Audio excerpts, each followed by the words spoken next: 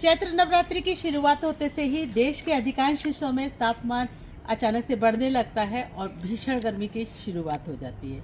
इस पिलपिलाती गर्मी में गमले के पेड़ पौधों को संभालना एक दुष्कर कार्य है, लेकिन आज के इस वीडियो में कुछ ऐसी आसान सी टिप्स एंड ट्रिक्स मैं शेयर करूंगी जिससे आप भरी गर्मी में भी आपके गमले के पौधे हरे भरे रहेंगे और अपनी सुंदरता को बरकरार रखेंगे। तो सबसे पहली बात कि आप इस मौसम में बनाए एक माइक्रो क्लाइमेट से मतलब ये है कि आप किसी भी बर्तन में पानी भरकर रखिएगा, इससे पौधों में ह्यूमिडिटी का स्तर बना रहेगा और साथ में पक्षी वगैरह भी आएंगे, कीट पतंगे आएंगे, जिससे कि आपके गार्डन में एक लाइफ बनी रहेगा।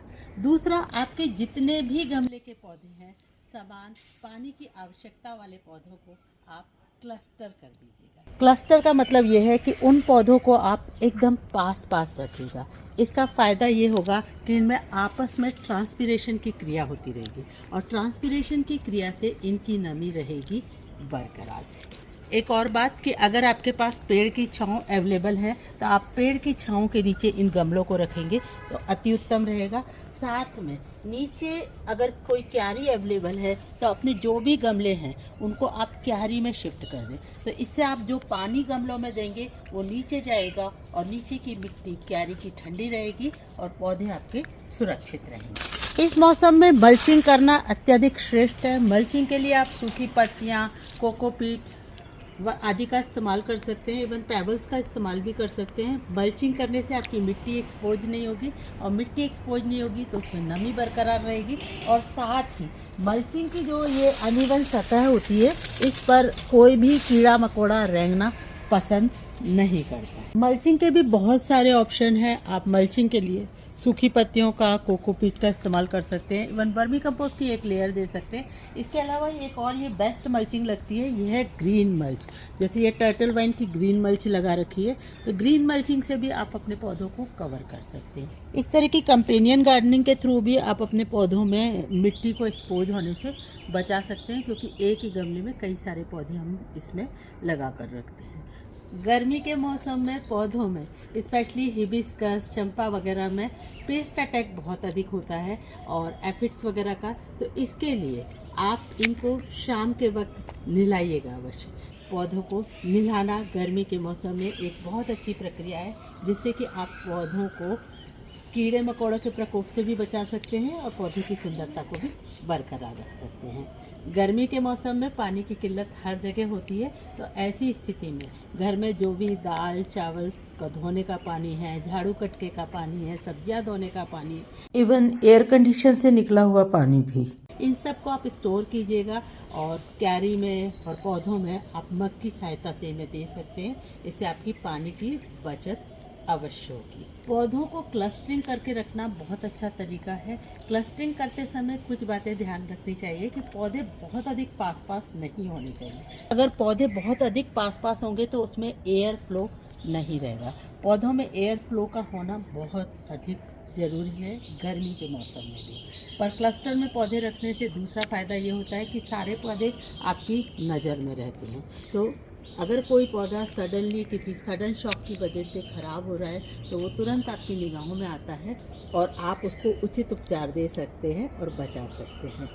क्लस्टर में पौधे रखने से पानी की भी बचत होती है, क्योंकि एक साथ कई सारे पौधों में पानी दिया जा सकता है और पानी वेस्ट नहीं होता। मौसम में आपको खाद देने की पौधों में आवश्यकता नहीं होती है, क्योंकि अभी फरवरी के मौसम में हमने पौधों को अच्छे से खाद दी हुई होती है, लेकिन फिर भी अगर आप खाद देना चाहते हैं तो ठोस खाद ना दीजिएगा, आप उन्हें तरल और लाइट खाद दीजिएगा। इसके लिए आप सीवीड फर्टिलाइज़र का लिक्विड उपयोग कर सकते हैं या फिर आप कॉम्पोस्ट की जो कि ठंडी होती है वो दे सकते हैं। वर्मी कंपोस्ट भी पची पचाई खाद रहती है, ठोस रूप में आप वर्मी कंपोस्ट को दे सकते हैं, लेकिन बहुत अधिक सॉलिड खाद मत दीजिएगा और यूरिया वगैरह का इस्तेमाल तो बिल्कुल मत कीजिएगा।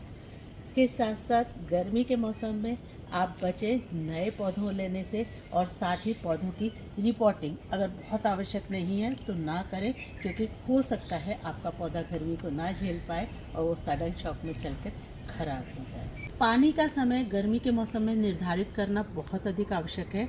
इसके लिए बेस्ट टाइम होता है कि आप अर्ली इन द मॉर्निंग पानी दीजिएगा, जिससे सारा दिन पौधों में ठंडक बनी रहे। लेकिन अगर आप किसी कारणवश मॉर्निंग में पानी नहीं दे पाते हैं तो लेट इवनिंग में पानी दीजिएगा। लेट इवनिंग में पानी देने से पौधों में रात भर ठंडक बनी रहेगी और पौधा आपका सुरक्षित रहेगा।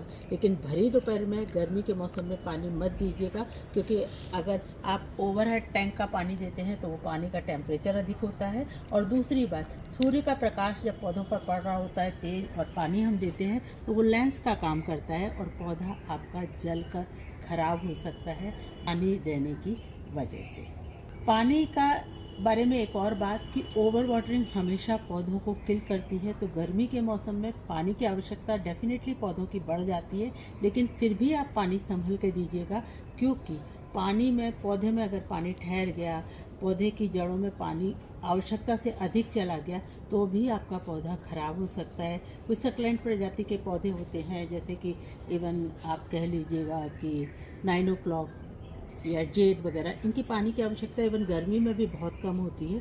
तो आप पानी हमेशा संभल के दीजिएगा। गर्मी के मौसम में आप पेड़ पौधे ले चुके हैं बढ़त, तो अभी आप प्रूनिंग करने से बचें, क्योंकि इस समय अभी अगर आप प्रूनिंग करेंगे तो हो सकता है पौधा आपका शॉक में चला जाए और ख़राब हो जाए।